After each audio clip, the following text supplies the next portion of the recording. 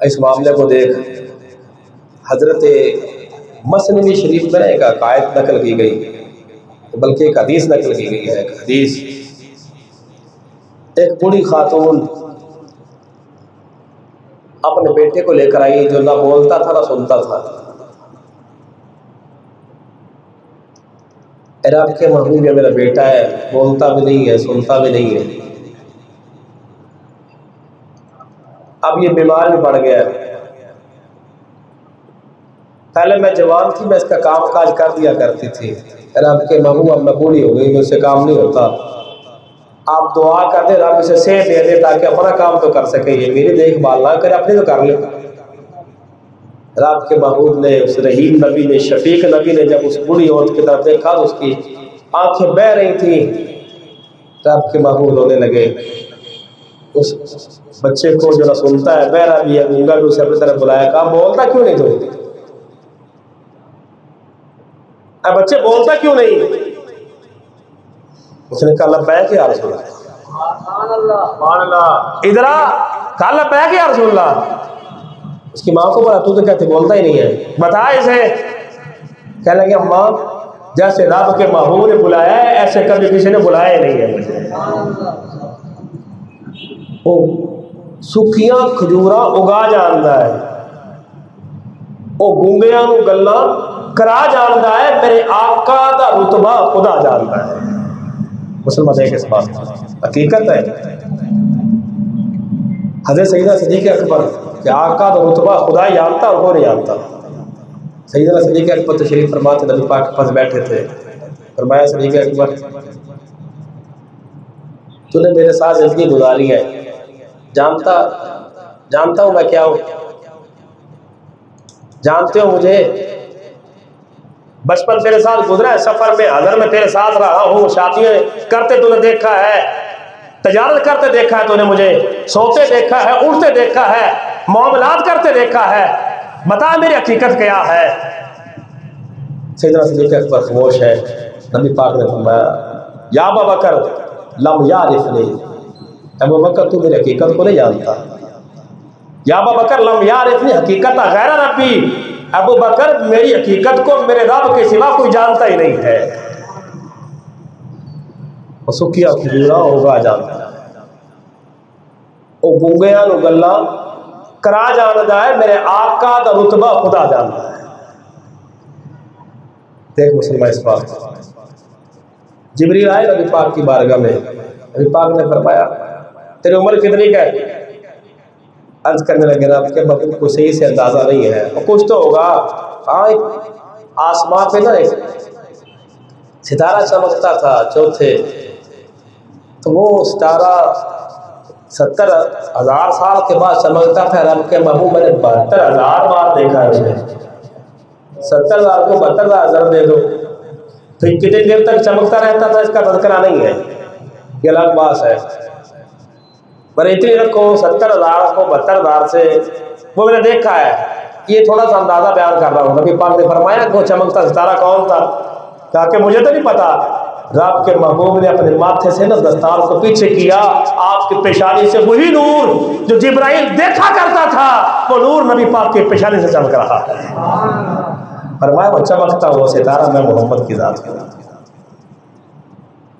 کروڑوں اربوں سال اربوں بار دیکھ کے جبرائیل جس کی حقیقت کو نہ پہچان سکے، کوئی ملا کتابوں میں پڑھ کے اس نبی کی حقیقت کو کیسے ناپ سکتا ہے؟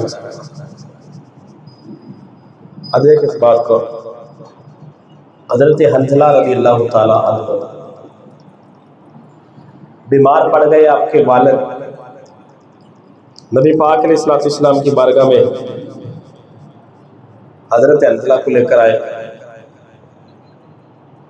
رب کے محبوب یہ بیمار ہو گیا ہے، دعائے برکت کر دے تاکہ رب انہیں شفا دے دے۔ نبی پاک نے نہ اپنا بلایا کہ حنظلہ ادھر بلایا، نبی پاک نے اپنا دست مبارک ہے نا اس کے سر پہ رکھا، فرماتے شفا ہو گئی، اور فرمایا کہ اللہ تجھے برکتیں عطا کرے، شفا ہو گئی۔ اب رب کے محبوب تو دنیا سے چلے گئے، پردہ کر گئے، پھر لوگ کوئی بیمار ہوئے تھے انزلہ کے پاس آتے، انزلہ رب کے محبوب نے تجھے برکتیں عطا کی ہیں، ان برکتوں سے ہمیں بھی حصہ دے۔ آپ اپنے سر پر جہاں رب کے محبوب نے ہاتھ رکھا تھا، ہاتھ رکھ کے بیمار کے بدن پر رکھ دیا کرتے تھے، رب خالق انہیں بھی شفا عطا کر دیا کرتا تھا۔ یہ شان ہے خدمت گاروں کی، تو سرکار کا عمل کیا تھا؟ حضرت عیسیٰ علیہ السلام کا بڑا مقام ہے، 100 سال پرانے مردوں کو رب کے حکم زندہ کر دیا کرتے تھے۔ حضرت حنظلہ فرماتے ہیں کہ لوگ بیمار ہو جاتے میرے پاس آتے، رب نے تمہیں دعائیں برکت دے رکھی ہے، اس سے ہمیں بھی حصہ دو، ہمارا یہ بندہ بیمار ہے۔ آپ فرماتے جہاں رب کے محبوب نے سر پہ ہاتھ رکھا تھا میں وہاں ہاتھ رکھتا اور اس کے بدن پہ لگا دیتا۔ رب کعبہ کی قسم ہے، رب خالق شفا دے دیا کرتا تھا۔ دیکھ مسلمان، حضرت جابر رضی اللہ تعالیٰ عنہ نبی پاک کے سفر پہ ہے، حضرت جابر جو نبی پاک کے ساتھ اپنے گھوڑے پہ سوار ہے، گھوڑا جو ہے نا وہ لاغر ہے، کمزور ہے، پیچھے پیچھے ساتھ سواریوں کے ساتھ چلتا نہیں، پیچھے رہ جاتا ہے۔ عرض کے رب کے محبوب میری منشا ہے، میری خواہش ہے آپ کا چہرہ ہو، جابر کی آنکھیں ہو، ساتھ ساتھ تکتا ہی رہوں، لیکن جب جنگ پہ جانا ہوتا ہے، جہاد پہ جانا ہوتا ہے، میرا گھوڑا ہی بڑا کمزور ہے، آپ کی سواری آگے ہو جاتی ہے، رب کے محبوب میں پیچھے رہ جاتا ہوں، آپ کے چہرے کو دیکھ نہیں پاتا میں، کوئی حل کر دے۔ رب کے محبوب نے فرمایا لے آ ادھر گھوڑے کو، اس کی پشت پر رب کے محبوب نے جو تھپکی دی ہے۔ حضرت جابر فرماتے رب کے محبوب کا جو ہاتھ پھیرنا تھا، گھوڑے میں جیسے خون کی روانگی آ گئی ہو، جیسے بجلی کی لہر دوڑ گئی ہو، جیسے کرنٹ سا آ گیا ہو۔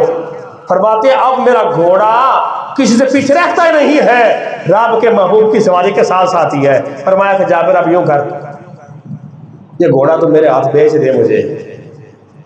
عرض کی رب کے محبوب یہ گھوڑا کیا جابر بھی آپ کا ہے؟ کہا کہ نہیں تو سودا کر میرے ساتھ۔ بڑا قیمت طے پہ آ گئی، کہا گھوڑا میں دے دے، قیمت مدینے جا کے نا بلال سے لے لینا، اور بلال سے کہنا کچھ زیادہ بھی دے دے گا آپ کو۔ مدینے پہنچے، حضرت جابر آ گئے حضرت بلال کے پاس، بلال گھوڑے کا سودا ہوا اتنے میں، اتنے پیسے دے دیے آپ نے لیے اور جیب میں ڈال لیے۔ اوپر سے نبی پاک آ گئے، بلال میں نے کہا تھا کچھ زیادہ بھی دینا دیا ہے؟ کہا کہ ابھی تو نہیں دیا۔ رب کے محبوب چلے گئے، حضرت بلال نے حضرت جابر رضی اللہ تعالیٰ عنہ کو آواز دی، جابر ادھر آ۔ رب کے محبوب نے فرمایا کچھ زیادہ بھی دے دے اسے۔ آپ نے فرمایا جس کی قیمت اتنی کہ جیب میں آ گئی، کچھ کتنا ہوگا؟ ہاتھ کر دیا۔ جابر نبی پاک نے فرمایا کچھ زیادہ دے دے، ہے تیرے پاس کچھ؟ کہا ہاتھ ہے نا۔ کہا کہ یہ تیرا میرا کچھ نہیں ہے، رب کے محبوب کا کچھ ہے۔ لا کوئی برتن، لا کوئی کپڑا، لا۔ میرے پاس تو رومال نہیں ہے، کوئی چادر نہیں ہے۔ ہاں اے بلال میرے پاس یہ میرا دامن ہے، جو دامن پکڑا ہے، جھولی پھیلائی ہے۔ حضرت بلال درم دینار بھر رہے ہیں، جابر کی جھولی میں ڈال رہے ہیں، حتیٰ کہ سکے جب گرنے لگے نا، کہا یہ نبی کا کچھ ہے، چلے جا بلال، قیمت بھی لے جا یا کچھ بھی لے جا۔ جا رہا ہے جابر، نبی پاک نے فرمایا بلال جابر کو آواز دی۔ حضرت بلال رضی اللہ تعالیٰ عنہ نے، اے جابر رب کے محبوب بلا رہے ہیں۔ حضرت جابر فرماتے جیسے ہی کان میں میری آواز پڑی کہ رب کے محبوب نے پھر بلایا ہے، میں سمجھ گیا کہ رب کے محبوب میرا گھوڑا بھی مجھے واپس کرنا چاہتے ہیں۔ فرماتے میں آیا، فرمایا یہ گھوڑا بھی لے جا، یہ پیسے بھی لے جا، کچھ بھی لے جا، قیمت بھی دے دی، زائد بھی دے دیا ہے، گھوڑا بھی واپس کر دیا۔ نعمتیں بانٹتا وہ جس سمت ذی شان گیا، ساتھ ہی منشی رحمت کا قلم دان گیا۔ اعلیٰ حضرت کا یہ شعر ہے، اس پہ کچھ لوگوں نے اعتراض کی، خوش سی بات میں ایک شعر کو گزار کرنا چاہ رہا ہوں۔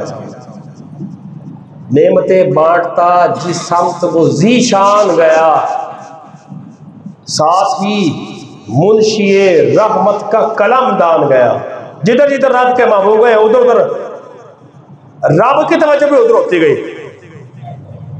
लोगों ने कह दिया कि तुमने ना मुंशी रहमत का कलमदान गया, तुमने मुंशी बना दिया रब को मुंशी कहना ये तो माज़अल्लाह कुफ्र है।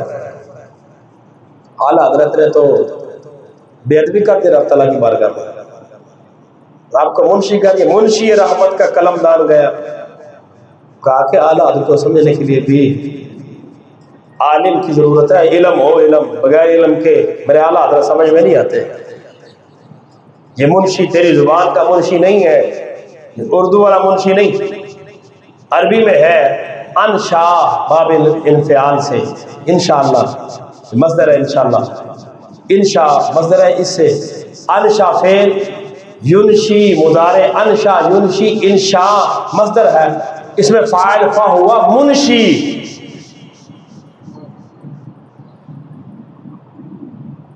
अब इंशाअल्लाह रब ने चाहा, अगर रब ने चाहा, इन शर्त है, शाह चाहा, अब इसमें फाइल चाह से चाहने वाला,